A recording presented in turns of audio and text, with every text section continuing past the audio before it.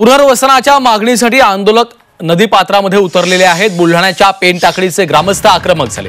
महिला आणि मुलाबाळांसह ते आंदोलनामध्ये सहभागी झालेले आहेत। बोटीत बसून या ग्रामस्थांनी नदीपात्रामध्ये आंदोलन केलेलं आहे। बुलढाण्याच्या पेनटाकडी गावातील ग्रामस्थ गेल्या 35 वर्षांपासून स्थलांतराच्या प्रतीक्षेत आहेत। त्यामुळे ग्रामस्थांनी आक्रमक पवित्रा घेतला। भरलेल्या धरण क्षेत्रात ग्रामस्थांनी महिला आणि मुलाबाळांच्या सह हे आंदोलन सुरू केलेलं आहे।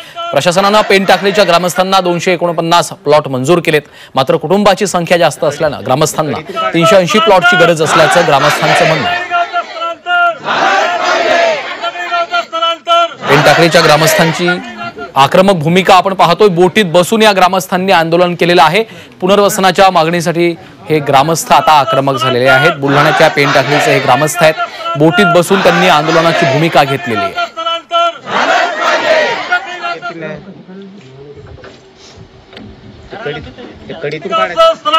दरम्यान त्यांच्याशी बातचीत केलेली आहे आमचे प्रतिनिधी मयूर निकम यांनी।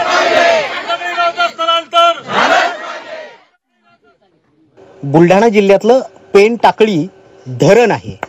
या धरण क्षेत्रामध्ये या बोटी अगदी नदीच्या म्हणजे धरण क्षेत्राच्या मधोमध का आल्यात?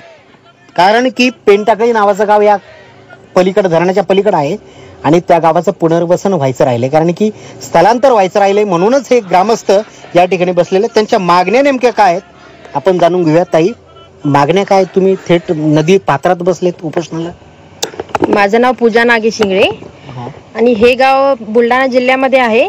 या गावामध्ये धरण झालेलं आहे, पण या गावाचं पुनर्वसन अजून झालेलं नाही। पुनर्वसन न झाल्यामुळे या गावामध्ये जे सुविधा यायच्या आहेत त्या यायच्या राहिल्यात। जेव्हा आम्हाला प्लॉटिंग भेटेन, आमची ही एवढी एकच विनंती आहे की आम्हाला प्लॉटिंग पाहिजे। प्लॉटिंग जर भेटली तर गावामध्ये सुविधा येतील। त्यांनी जर समजा आम्हाला उपोषण चालू असताना जर त्यांनी जर कोणती दाद दिली नाही, आमच्या मागण्या जर काही पूर्ण केल्या नाही, तर सामूहिक टोटल पेनटाकळीचे जेवढे आंदोलनाला बसलेले लोक आहेत ते सामूहिक आत्महत्या करतील डॅम मध्ये। व्हिडिओ जर्नलिस्ट प्रवीण समी, मयूर निकम, झी मीडिया, पेनटाकळी, बुलढाणा।